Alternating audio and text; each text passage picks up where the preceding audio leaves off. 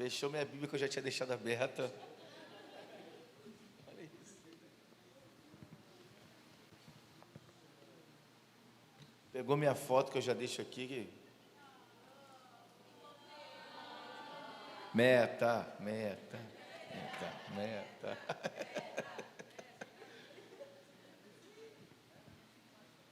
Romanos capítulo 12, pessoal.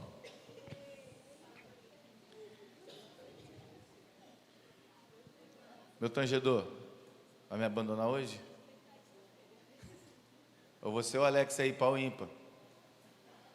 Vai, Alexa, vem, Alexa. A Alexa tá rouca, não dá nem para explorar ela.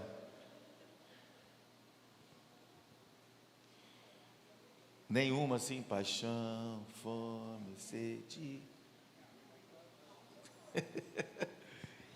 Fominha pra caramba, já dá até um sorrisinho. Romanos 12, versículo 1 e 2. É um texto muito conhecido dos irmãos. Na verdade, é até o texto base da nossa juventude, né? Romanos 12, 2.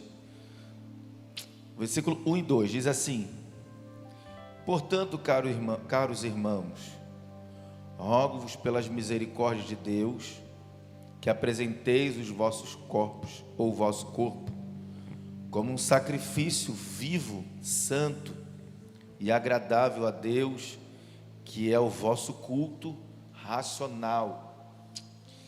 E não vos amoldeis ao sistema deste mundo, mas sede transformados pela renovação das vossas mentes, para que experimenteis qual seja a boa, agradável e perfeita vontade de Deus.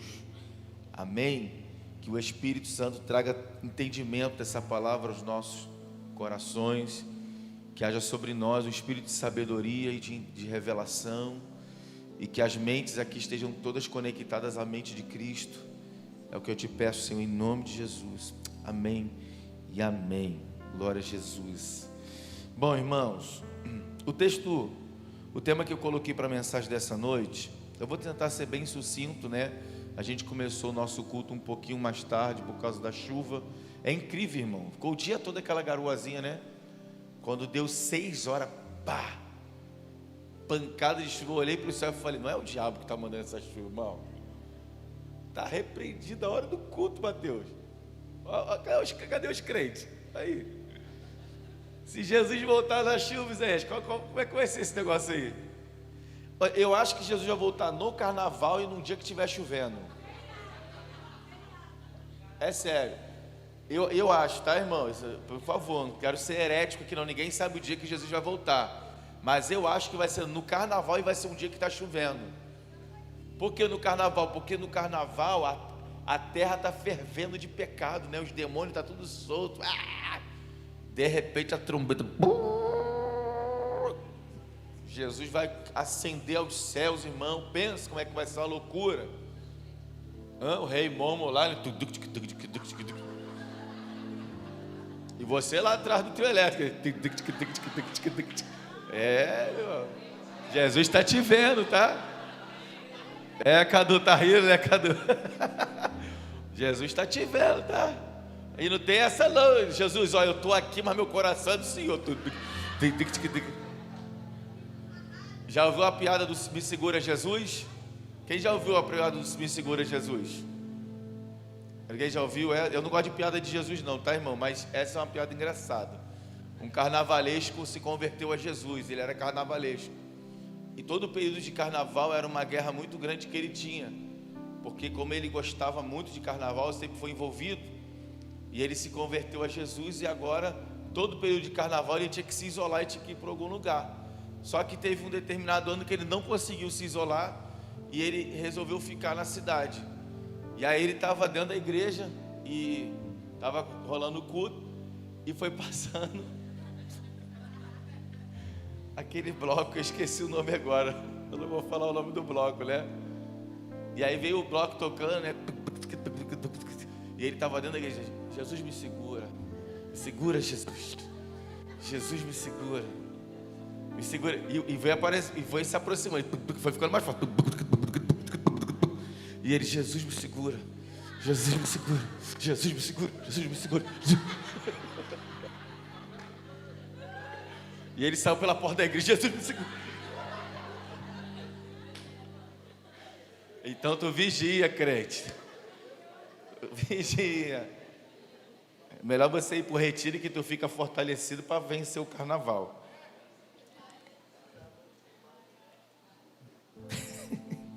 O tema da mensagem que eu coloquei aqui nessa noite é: como devo me apresentar diante de Deus? Como devo me apresentar diante de Deus? O texto de Romanos 12, Paulo está dizendo assim, ó: portanto, caros irmãos, rogo-vos pelas misericórdias de Deus que apresenteis. Então ele está dizendo como você deve se apresentar diante de Deus. Paulo ele está dando as instruções dele de como nós devemos nos apresentar. E eu, pegando uma cola de Paulo, eu coloquei 3 instruções minhas hoje orando em casa, e veio exatamente isso ao meu espírito, porque Paulo está escrevendo essa epístola, essa carta à igreja de Roma. E por que ele está exaltando esses pontos a esses irmãos de Roma? É justamente porque naquele período ali, naquele momento, havia uma certa disputa religiosa entre judeus, e gentios. E o que estava ficando em destaque ali era justamente as doutrinas judaicas, aquilo que eles praticavam no judaísmo. E como Paulo ele foi levantado como um gentil para poder ser o mensageiro dos gentios, levar a mensagem para aqueles que não eram judeus, Paulo então ele começa a dizer de que forma nós devemos nos apresentar diante de Deus. E por que ele está falando isso? Ele vai trazer menção aqui nesse contexto aqui, no estudo paralelo. Ele está querendo mostrar para os irmãos ali de Roma que os sacrifícios que eram feitos na antiga aliança não precisavam mais ser feitos agora na nova aliança. Você sabe, ou se você não sabe, eu quero compartilhar com você, que na antiga aliança, para haver remissão de pecados, tinha que ter derramamento de sangue, sim ou não? E esse derramamento de sangue era feito por animais. O que o sacerdote fazia? O sumo sacerdote, ele uma vez por ano, ele entrava no Santo dos Santos, ele pegava um cordeiro, ele cortava o cordeiro, fazia expiação pelo seu pecado primeiro e pelo pecado da sua casa, para depois fazer expiação pelo pecado do povo. Olha que coisa linda e que coisa interessante. O sacerdote, ele não podia entrar, o sumo sacerdote, entrar no Santo dos Santos, sem primeiro apresentar uma oferta diante de Deus, de expiação pelos seus pecados e pelo pecado da sua casa. Porque se ele entrasse no Santo dos Santos, sem primeiro fazer expiação pelos seus pecados, ele morria na hora, ele morria na hora, ele era fulminado pela glória de Deus, e não tinha conversa, irmão, era morto na hora. Então, o primeiro passo era a expiação pelo pecado próprio da sua casa, e depois pelo pecado do povo. Então agora, o que Paulo está dizendo é: irmãos, já se estabeleceu uma nova aliança, nós não precisamos mais de expiação pelos pecados através de morte de animais. Por quê? Porque o sacrifício de Jesus na cruz do Calvário é suficiente para me remir de todos os meus pecados e de me aproximar de Deus através do seu sangue, que é a nova aliança. Aleluia! Então olha para essa pessoa que está do seu lado e fala assim: não precisa mais sacrifício de tolo, não precisa. E aí a gente já começa, eu não quero aqui falar de religiões, mas a gente já começa a entender que algumas religiões já estão fora do conceito bíblico, porque no conceito bíblico Jesus é a nova aliança, Ele por si, irmãos, entenda isso. O sumo sacerdote pegava o cordeiro, matava o cordeiro, fazia expiação pelo seu pecado e pelo pecado do povo. Ou seja, tinha que ter derramamento de sangue e morte de animais. O que Jesus faz? O próprio Jesus, escute isso, porque o sangue era que dava acesso ao sumo sacerdote à presença de Deus. Alguém pegou isso? Era o sangue do animal que dava acesso ao sacerdote à presença de Deus, era o sangue. Por isso que quando Cristo morre e ele está sendo crucificado, aquele ladrãozinho que vai ali, aquele soldado, aleluia. Aí Paulo está dizendo o seguinte: agora que nós fazemos parte da nova aliança, agora que nós não precisamos mais da morte de animais, eu digo a vocês e dou uma orientação, que vocês apresenteis os vossos corpos. Não é mais o animal, agora é os vossos. Não é mais um cordeiro, agora é os vossos.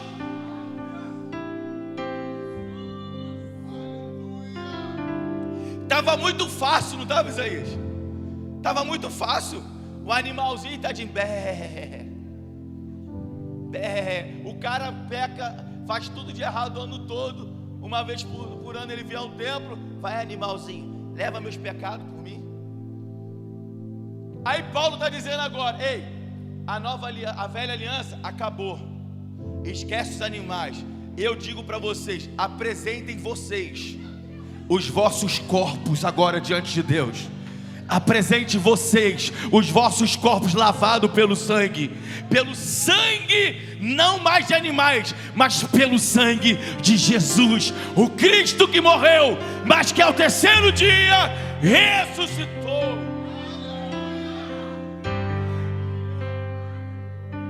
Aleluia, aleluia, bendito seja o nome de Jesus.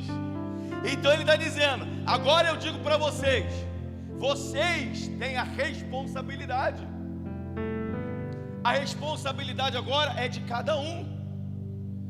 Ninguém mais vai ter desculpa de dizer: mas o sacerdote não apresentou a minha oferta de forma devida, mas o sacerdote não fez como deveria fazer. Agora Paulo está dizendo: cada um de vocês devem apresentar os vossos corpos diante de Deus.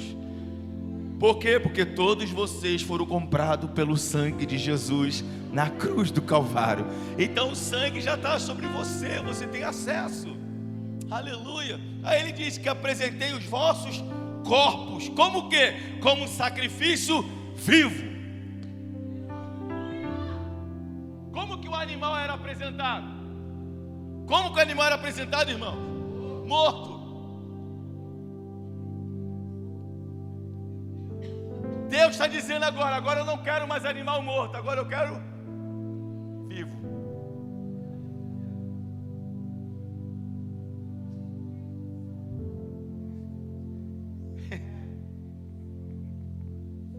Morto não louva a Deus, irmão. Morto não adora a Deus. Agora, por que Paulo está dizendo que a gente tem que apresentar vivo? Porque o cordeiro já foi morto.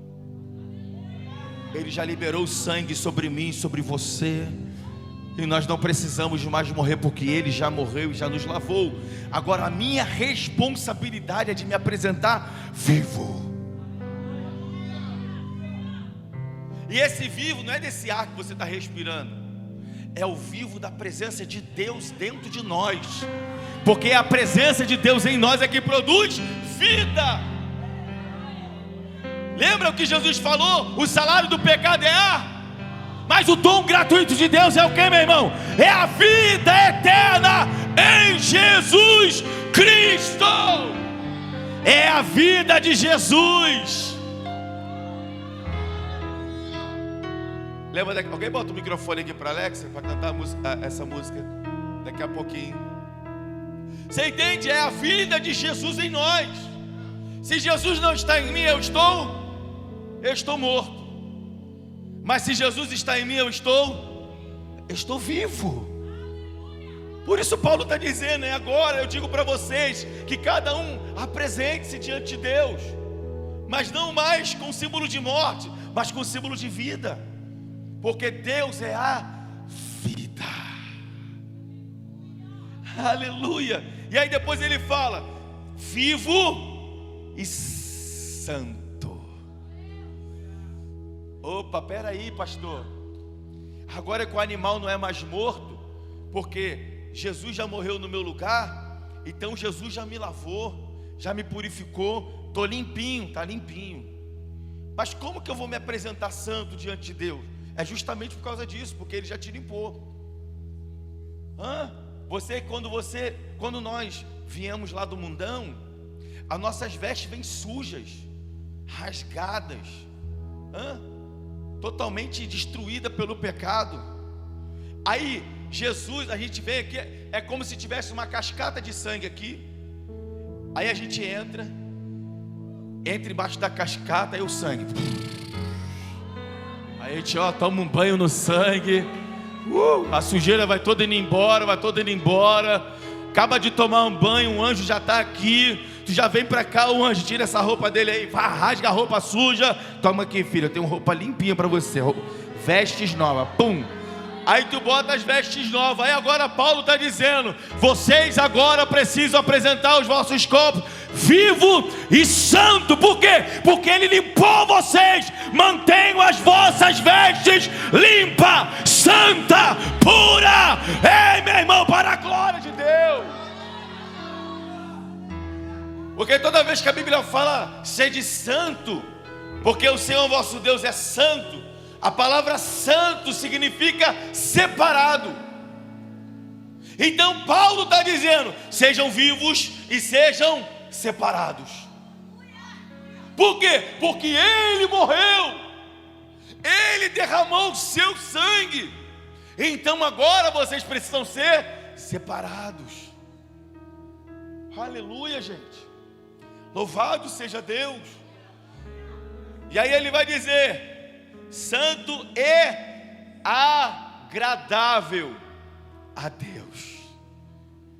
Por que, pastor, isso? Porque a oferta que o sumo sacerdote apresentava na antiga aliança, ela precisava ter um cheiro agradável. Deus descia na arca da aliança, ali era queimado as ofertas. Deus vinha na nuvem, opa, oferta boa, oferta de cheiro suave. Então agora, não é mais o sacrifício que tem que ter cheiro suave, agora é a minha vida. A minha vida precisa ter um cheiro, então não é mais uma vez por ano. Entendeu, pastora? Então agora não é mais uma vez por ano, porque uma vez por ano o animal era queimado, e se houvesse verdade naquele animal, Deus, opa, uma oferta boa, mas era uma vez por, e o resto do ano, pecado, final do ano, por mais que houvesse verdade. Só que agora Paulo está dizendo, agora eu estou dizendo para vocês, apresentem vocês os vossos corpos, primeiro, vivo. Segundo, separado, santo. Terceiro, agradável a Deus. Não é mais o cheiro do animal, agora é o teu cheiro. As tuas atitudes são o cheiro diante de Deus. A forma que eu falo, a forma que eu penso, a forma que eu me visto, como conduzo minha vida, tudo isso produz um cheiro agradável. Por isso, irmão, preste atenção. Por isso que não adianta a pessoa, ficar a semana toda vivendo de forma dissoluta e no domingo dizer, hoje eu quero sentir a presença de Deus. Não é assim que funciona mais. Por quê, pastor? Porque Jesus já morreu, irmão. O sacrifício vicário, ele está vivo. Sabe, o sangue dele já foi derramado. para nos trazer libertação, transformação, libertação do pecado, tudo isso. Então agora eu não posso ficar, a semana toda de forma dissoluta e no domingo dizer: agora eu tenho um cheiro. Vem, porque o cheiro está suave. Só no domingo, irmão? O cheiro tem que estar suave segunda. O cheiro tem que estar suave terça-feira. O cheiro tem que estar suave quarta-feira, lá no seu trabalho. O cheiro tem que estar suave quinta-feira, lá na sua faculdade. O cheiro tem que estar suave sexta-feira, lá no relacionamento com seus pais dentro de casa. O cheiro tem que estar suave no sábado, marido e mulher com bom relacionamento com os filhos. O cheiro tem que estar suave domingo, na comunhão com os irmãos. É todos os dias. A minha vida precisa ter cheiro suave diante de Deus.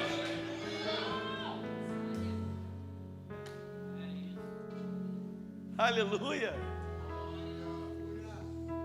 Eu botei um negócio aqui para me pregar, mas já fluiu de uma outra forma.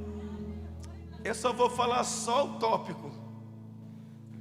Então, dentro de tudo isso que Paulo está orientando, eu coloquei aqui 3 coisas. A primeira: como eu devo me apresentar diante de Deus, na ótica do pastor? Primeiro, como servo obediente. Paulo está dizendo, e agora o pastor vos diz: como que você deve se apresentar e um pastor diante de Deus? Primeiro, como servo obediente. Por que isso, pastor? Porque tem muita gente que aprendeu um caminho de sacrifício, mas não consegue obedecer coisas simples.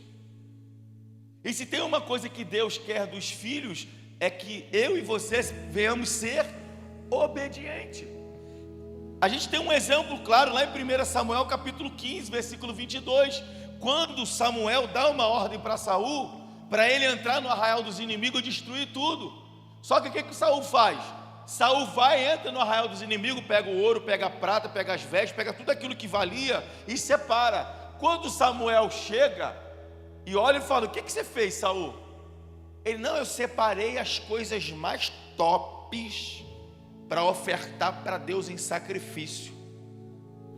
Olha o que Samuel vai falar para ele. Samuel disse: tem porventura o Senhor tanto prazer em holocausto e sacrifício, como em que se obedeça à palavra do Senhor? Eis que obedecer é melhor do que sacrificar, e atender é melhor do que a gordura de carneiros. Olha o que Samuel vai falar para Saul: ei, Saul, tem Deus mais prazer em sacrifício do que na obediência? Melhor para Deus é que você obedeça o que Ele está falando. Aleluia, gente. Então, não adianta eu fazer coisas extraordinárias se eu não consigo obedecer uma direção simples. Então Deus está advertindo Saul. Por quê? E olha aqui, irmãos, que Saul estava com boa intenção ou não estava? Estava com boa intenção ou não estava? Então diz para a pessoa que está do seu lado assim: olha, a boa intenção não agrada a Deus. O que agrada a Deus é você obedecer o que Ele diz. Samuel cheio de boa intenção, mas desagradando a Deus. Por quê? Havia uma ordem: destrói tudo. Não, Deus sabe como é que é, né? Não, para Deus, irmão, a pastora pregou aqui, é sim, sim e não, não. O que passar disso é procedência maligna. Então, se Deus falou, fica com o que Deus falou. Obedeça o que Deus falou, porque Deus vai garantir o êxito da tua jornada e da tua vitória. Irmãos, quando nós compramos esse lugar, aos olhos humanos era loucura, era impossível. Nós tínhamos uma entrada de ofertas de R$700. Como que a gente entra no desafio de R$600 mil para pagar R$10 mil com uma oferta de R$700 por mês? Mas houve uma palavra de Deus dizendo: compre, e eu vou pagar. Todos os meses o Senhor foi fiel. Todos os meses o milagre chegou, irmão. Aleluia, glória a Deus. O que é isso, pastor? É Deus garantindo o que Ele fala. Agora, Deus não falou, irmão, para de inventar moda, porque Ele não vai garantir. Deus, e agora? Agora se vira, meu irmão. Ué, eu mandei você... Lembra do profeta Jeremias? Do profeta Elias? Depois de tudo que ele fez, ele toma a decisão de ir para uma caverna. Quem lembra disso? No meio do caminho, ele para embaixo de um pé de zimbro, desejando a morte. O anjo aparece para ele e fala: cara, come isso aí, que a tua jornada é grande, tu não vai aguentar. Ele: não, quero ficar aqui, não vou comer não. Come, rapaz, porque aqui tu não vai ficar também. Aí ele come ali o pão, come as coisas que o anjo botou para ele, e segue até a caverna. Quando ele chega na caverna, quem está lá? Quem estava lá já, irmãos? Deus.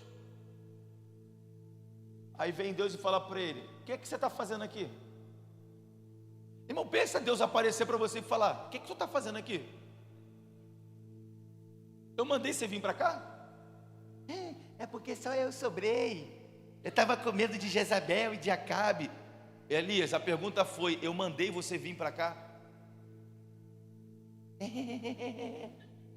Volta pelo teu caminho. Você consegue ver Deus rindo, irmão, para ele? Eu vejo Deus bem sério: volta pelo teu caminho. Conjecturando, seu covarde, eu não mandei você vir para cá, eu mandei você fugir de Acabe e Jezabel. Você acha que eu ia deixar eles tocar em você? Volta. Tá bom, Deus. E não vai voltar não? Não volta não para ver. Você está entendendo, irmãos? Nós precisamos obedecer aquilo que Deus está falando. Se Deus está te dando uma direção, confia, Deus vai garantir o trajeto. Confia, irmãos. Jesus falou para os discípulos: olha, vai para o outro lado. Aí o discípulo só não vai vir com a gente não? Não, vou ficar aqui orando um pouquinho. Ué, mas a gente acabou de pegar uma tempestade quando estava vindo, e o Senhor está mandando a gente voltar. E se a tempestade vier, vai para o outro lado. E ele sobe um monte para orar, e o texto vai dizer que a tempestade volta, irmão. E ele já: nós vamos morrer. De repente, no meio daquela tempestade, um clarão de luz. Apaga tudo aí, vamos conjecturar. Apaga tudo. De repente, no meio daquela tempestade, irmão, pelo amor de Deus, quem já viu aquele filme Mar em Fúria, né? Quem já viu aquele filme Mar em Fúria? Não fica tudo escuro, irmão, só as ondas batendo e o vento. De repente, no meio daquela tempestade, um clarão de luz.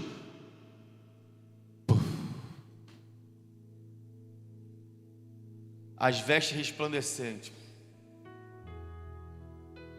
Eles olham: ai meu Deus, um fantasma no meio da tempestade. Está no texto, irmão: um fantasma. Daqui a pouco aquela voz: não tem mais, sou eu.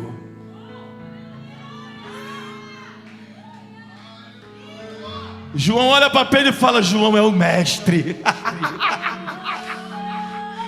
Pedro olha para ele e fala: se é tu mesmo, permita-me que eu volte ao encontro. Jesus olha para Pedro e fala: então venha, Pedro.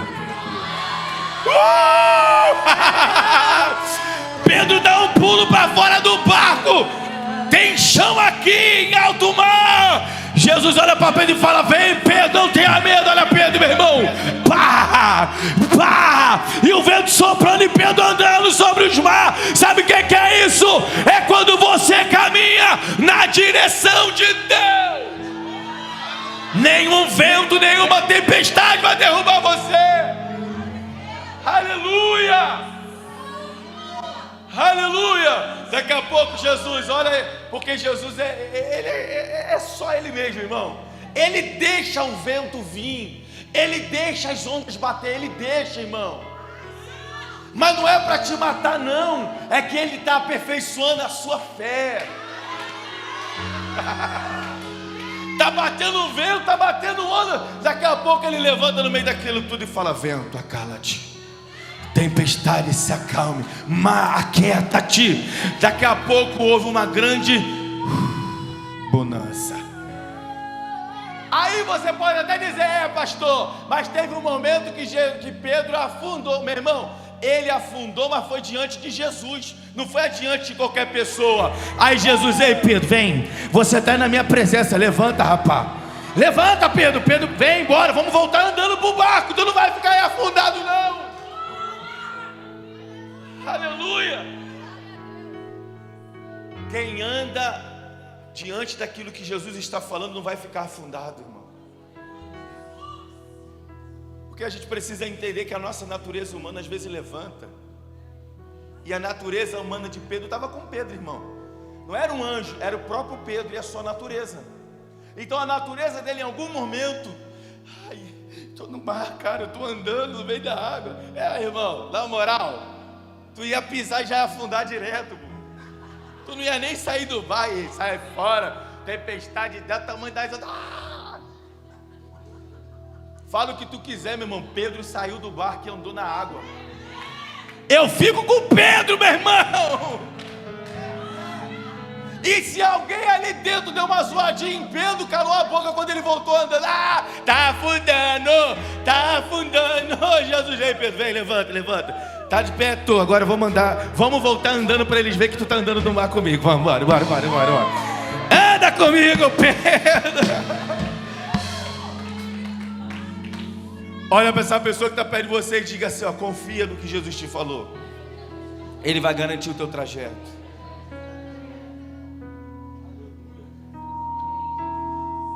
Aleluia. Primeira coisa, é melhor obedecer do que sacrificar. Segunda, pode ligar a luz de novo se quiser, tá? Segunda, se apresente com temor. Primeiro, se apresente como servo obediente. Segundo, se apresente com temor. Nós vivemos uma geração que não tem mais temor de nada. Mal educados, rebeldes com pai, rebelde com mãe, rebelde com professor, rebeldia. E aí, grande parte dessa geração vieram para a igreja. E eles se apegaram a um nome chamado graça. Abundante graça. Só que a abundante graça é para onde abundou aonde abundou o pecado, superabundou então eu não posso mais viver em pecado, porque uma vez que eu estive em pecado, a graça me alcançou, ela me libertou, me transformou. Agora eu não tenho que viver uma vida de pecado, agora eu tenho que apresentar o meu corpo como sacrifício santo, amém? Só que a gente está vivendo uma geração que está pegando a graça e está fazendo dela uma desgraça. E nós precisamos entender que viver embaixo da graça de Deus é viver desfrutando daquilo que nós não merecemos. Alguém merece o Espírito Santo aqui? Levanta a mão para tu ver se eu não arranco tua mão. Alguém merece ter o nome escrito no livro da vida aqui, irmãos? Alguém merece a salvação aqui? Alguém merece a morte de Jesus aqui? É óbvio que não. Então tudo isso veio para nós pela graça. Então a graça não é um parâmetro para eu viver uma vida de pecado. A graça é a misericórdia que me alcança e me oferece aquilo que eu jamais mereceria. Aleluia, alguém está entendendo isso? Então, o que nós devemos fazer agora? Eu preciso me apresentar diante de Deus com temor. E a palavra temor significa medo. É ter medo de Deus também, irmãos. Porque se eu tenho medo de Deus, isso me faz fugir do pecado. Isso me faz me afastar de tudo aquilo que desagrada a Deus. É assim ou não é, irmão? Se você tem um vizinho brabo lá na tua rua, o que você faz? E cara, não quero nem ideia com esse cara. Ó, aqui, ó. Ele olha para você, tu. Bom dia, bom dia. Por quê? Porque você tem medo. E o que falta na igreja? Temor de Deus. Entender. Escuta aqui, eu separei alguns versículos aqui para compartilhar com você. Olha isso, o que eu escrevi. o temor a Deus é um sentimento de respeito e reverência praticada por quem Ele é e o que Ele representa. Por que essa geração não tem temor de Deus? Por que essa geração não reverencia Deus no templo? Não se submete a Deus no templo e na sua vida? Porque elas não conhecem Deus. Porque quem conhece, teme e treme diante dEle. Olha o que eu botei aqui, em Hebreus 12, 28. Por isso, recebendo nós um reino inabalável, tenhamos a graça pela qual sirvamos a Deus, de modo agradável, com reverência e santo temor, porque o nosso Deus é fogo consumidor. Olha para a pessoa que está do seu lado e fala assim: você precisa conhecer mais quem é o seu Deus. Servindo a Ele com reverência e santo temor, porque o nosso Deus é fogo consumidor. O que é esse fogo consumidor? Escute, não é fogo de santidade, é fogo de juízo. Ele é um Deus de juízo. Outro texto que eu separei aqui para falar com vocês, Eclesiastes 12, 13. Agora que já se ouviu tudo, aqui está a conclusão: tema a Deus e obedeça aos seus mandamentos, porque isso é essencial para o homem. Tema a Deus e se submeta aos seus mandamentos. Outro texto que eu separei para falar para vocês, e a última, Apocalipse 15, 4. Quem não te temerá, ó Senhor? Quem não glorificará o teu nome? Pois tu somente és santo. Todas as nações virão à tua presença e te adorarão, pois os teus atos de justiça se tornaram manifestos. Quem não te temerá, ó Senhor?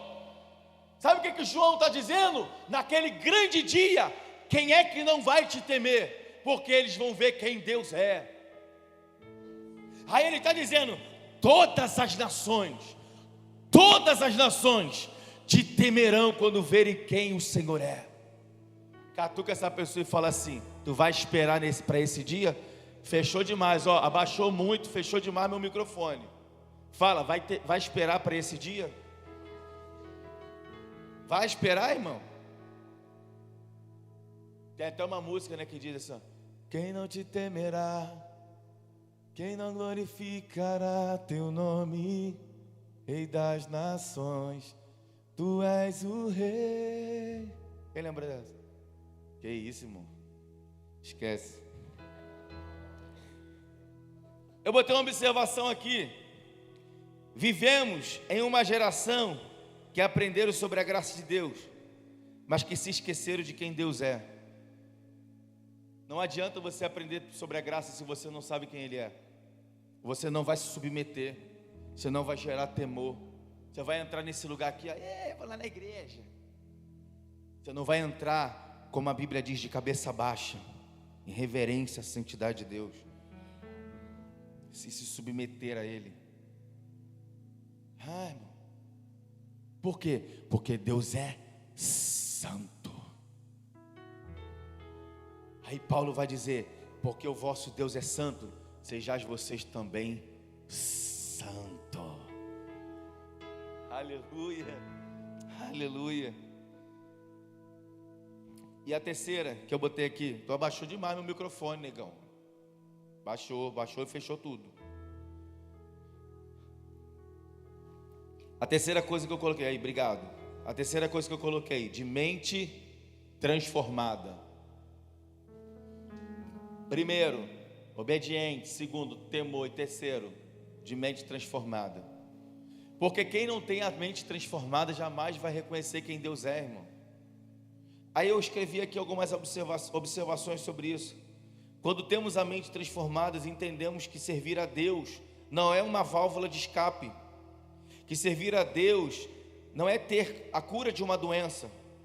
E até mesmo servir a Deus não é porque eu quero que as portas se abram para que eu venha prosperar. Servir a Deus é saber quem Deus é e quem Ele representa para você. Mudar a mente é mudar a forma de enxergar Deus em sua vida e na vida dos outros. Só quem tem a mente transformada não vem para um ambiente da casa de Deus em busca de favores próprios. Por quê, irmão? Porque o culto não é dado aos homens. O culto não é para que eu tenha benefício. Você aprendeu errado. O culto não é para você vir para cá, estou doente, vou lá para Deus me curar. O emprego que não abre, a porta que não abre, vou lá para Deus me dar um emprego. Olha para a pessoa que está do seu lado e fala assim: te ensinaram errado, irmão. O que é o culto, pastor? Culto é Deus no centro, Deus no trono elevado, e nós na terra nos prostrando diante dele, dizendo: Santo, Santo, Santo é o Senhor dos exércitos, e toda a terra está cheia da tua glória, toda a terra está cheia da tua bondade. É reconhecendo quem Ele é. É por isso que quando você está aqui, a presença dele se manifesta, alguma coisa dentro de você começa a dizer assim: ai, o Senhor é maravilhoso, ai, o Senhor é tremendo, ai, o Senhor é o meu Salvador. Isso não vem de você, isso é o Espírito de Deus exaltando quem Ele é, fluindo de dentro de você, reconhecendo a grandeza de Deus. Por isso que o culto é dado a Deus. Agora você consegue imaginar, irmão, a presença de Deus fluindo, Deus, aproveitando que o senhor está aqui, olha, eu estou desempregado ainda, abre uma porta de emprego para mim. Aproveitando que o senhor desceu aqui, estou com uma dorzinha aqui na perna, me cura aqui. Faz sentido, irmão? Quero aproveitar que o senhor está aqui, o pastor ainda falou, né, que aqui é o jardim, e que o senhor está aqui. Estou aproveitando que o senhor desceu aqui, vou fazer igual Jacó, né, Deus? Vou te segurar aqui, e não te largue enquanto a vitória não chegar. Isso não é culto, irmãos. Isso não é culto. Isso é ajuntamento de gente interesseira, que está querendo benefícios de Deus. Por isso Paulo vai dizer: quando vocês se juntarem, cante hinos, salmos, toque instrumentos, adore a Deus. É isso que é culto. Ofereçam os vossos corpos. Por isso Paulo está dizendo: eu rogo-vos, irmãos. Sabe o que é esse rogos? Eu apelo a vocês, eu suplico que apresentei os vossos corpos santo, vivo, agradável a Deus, porque isso é um culto racional. Sabe o que Paulo está dizendo? Vocês precisam dar um culto de entendimento. Se você vem aqui e senta, aleluia, santo e santo. Um culto sem entendimento Deus não recebe. O que é um culto com entendimento, cara? Domingo, Jesus, essa chuva, nada vai impedir de eu entrar na tua casa. Nada vai impedir de eu adorar o nome do Senhor. Nada vai impedir de eu estar em comunhão com os meus irmãos. Senhor, nem essa chuva vai me impedir. Eu vou passar por aquelas portas e vou te adorar hoje. Culto racional. Chega aqui, não o irmão não falou comigo hoje, ela não me deu nem a graça e paz. Não, irmão, isso já é um comportamento carnal caído. Sabe, um culto de alguém com entendimento. Ele chega, fala com os irmãos: irmãos, a paz do Senhor, graça e paz. Meu irmão, me dá um abraço aqui. Estou percebendo que o irmão está meio abatido. Olha, fica assim não, Deus vai te abençoar hoje. Você vai sair daqui renovado nessa noite. Sabe, olha isso, irmão. Olha, alguém que já está dando um culto racional. Quando o louvor começa, ele: santo, sabe, Deus no centro, tudo é para o Senhor, tudo é para o Senhor, tudo é para o Senhor. Quando começa uma canção, Senhor, essa canção é para o Senhor, não é para ficar assim, não. O culto está frio hoje, não estou sentindo nada. E você é termômetro para alguma coisa? Não me arrepiei hoje, Deus não está aqui. Não sei se é o pastor, não sei se é a irmã que estava cantando, não sei se é o irmão da guitarra. Alguém ali está estranho. Não, é você que está estranho. E você está querendo um culpado para a sua estranheza. Por quê? Porque o culto não é para você. Quem foi que disse que o pastor se prepara para você? As minhas orações é para Deus receber o culto da igreja.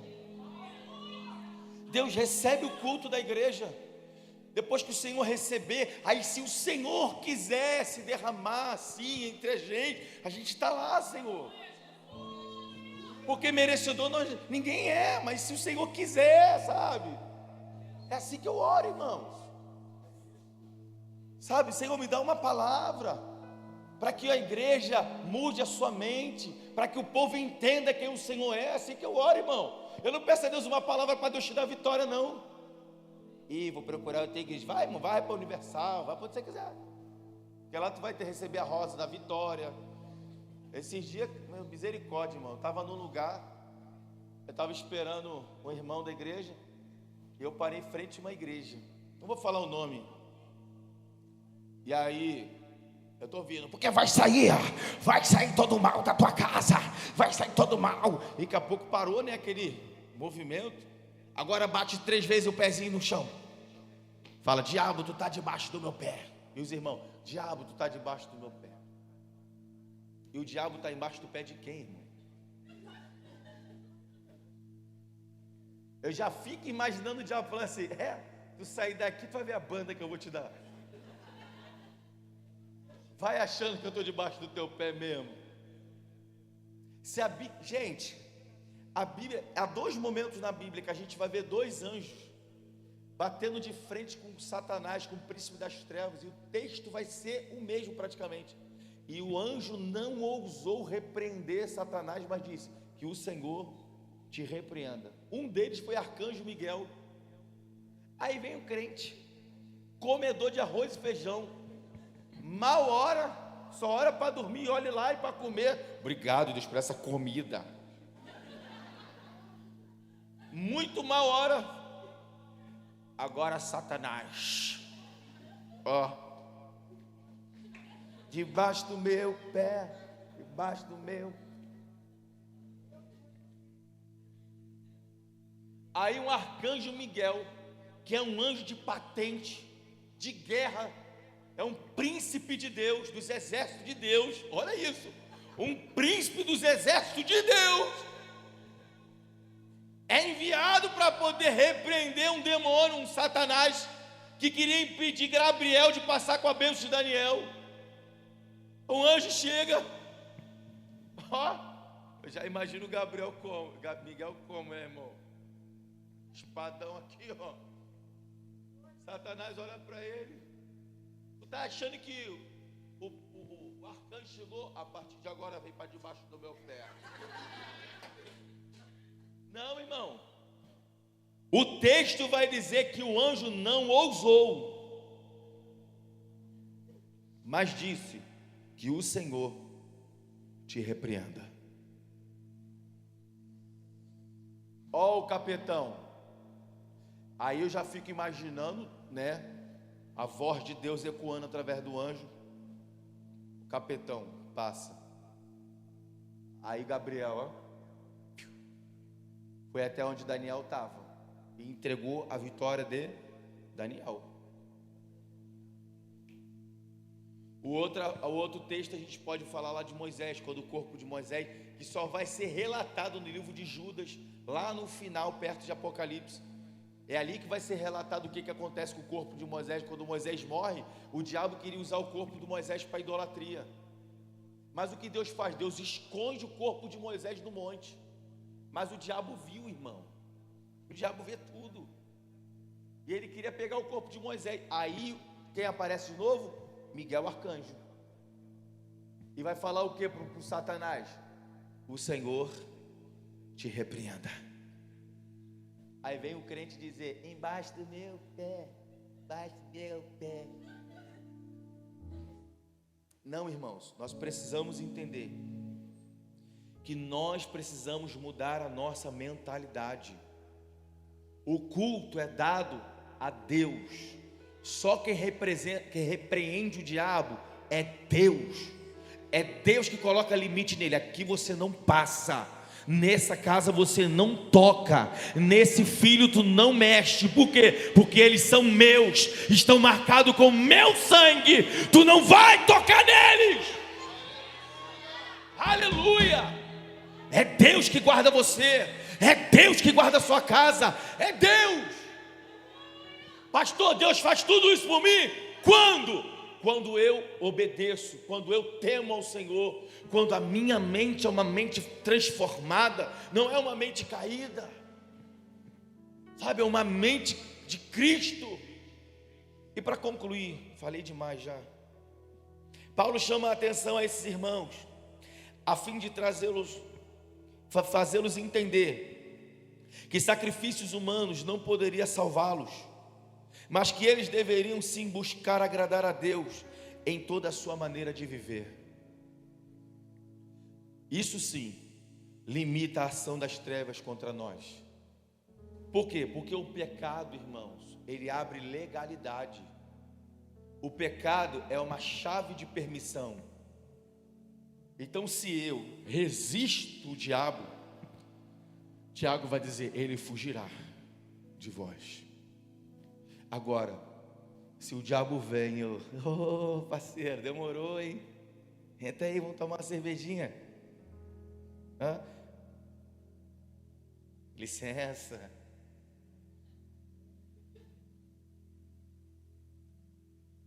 E crente é você, irmão? Você precisa mudar a sua mente. Quando Deus muda a minha mente, a minha ótica de quem Deus é muda.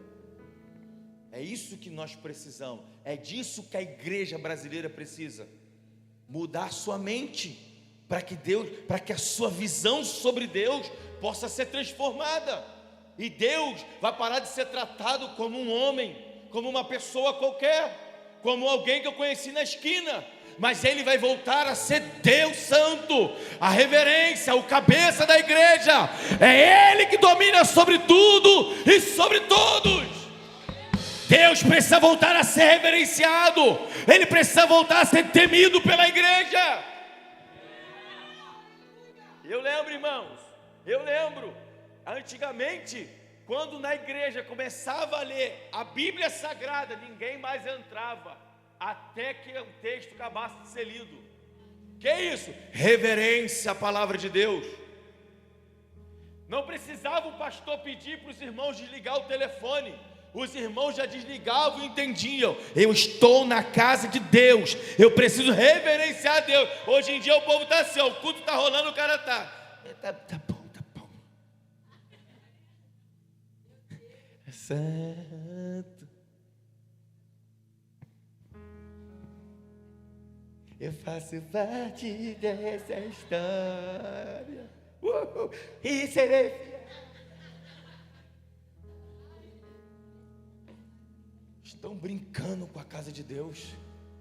Estão brincando com a presença de Deus.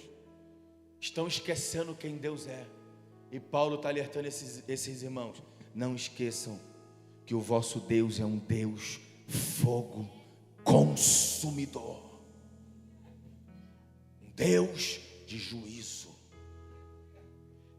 mas é um Deus que ama, irmãos. É um Deus bondoso.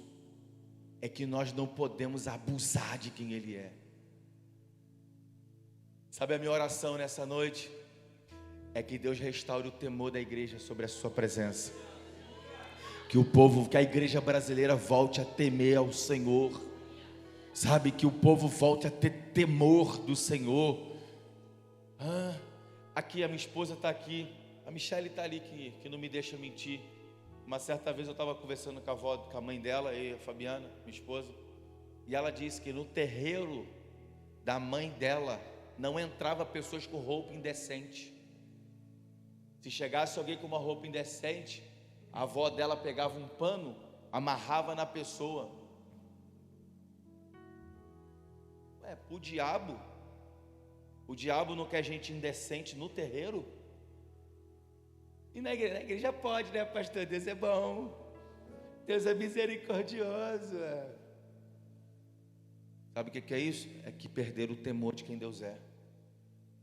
Esqueceram que é Deus que governa tudo. Aí, se eu não me falha a memória, o livro de Ezequiel ou Isaías, não lembro agora, vai dizer assim, ó, temam a Deus que tem o poder de matar a alma e o corpo e lançar no inferno. Precisamos voltar a temer a Deus, irmãos. Precisamos voltar a entrar na casa de Deus e reverenciar a sua santidade. Paulo está dizendo, rogo-vos, irmãos, eu faço um apelo, que apresentem os vossos corpos como um sacrifício vivo, santo e agradável a Deus. Amém? Feche os seus olhos, fique de pé, por favor. Ou melhor, fique de pé, feche os seus olhos, eu quero orar por você. A minha oração vai ser bem objetiva. Coloque a mão no seu coração. Ora ao Senhor e fala assim, Senhor, restaura o meu temor por quem o Senhor é. Eu preciso temer o Senhor. Ora, irmão, ora por você. Por que que facilmente você troca Deus pela noitada ou pelas coisas da vida? Porque falta temor de quem Deus é. Quando você voltar a temer a Deus, você não vai mais trocar Ele. Quando você começar a temer a Deus, você não vai mais negociar com Ele. Se bem que você está negociando com Ele, mas Ele nem te responde. Ah, Deus, eu vou fazer isso, eu vou fazer aquilo. Ele nem te responde. Mas eu profetizo nessa noite que você vai sair dessa noite, desse lugar, temendo ao Senhor. Sabe, com temor, o temor vai aflorar no teu espírito, a ponto de você, quando for pensar em fazer algo, você vai falar, não vou fazer isso, que isso vai desagradar o meu Deus, e eu não quero mais desagradar o Senhor, eu não quero desagradar a Deus, eu não quero. Essa é a minha oração nessa noite, que seja restaurado o temor no teu coração, que seja restaurado o temor no teu espírito.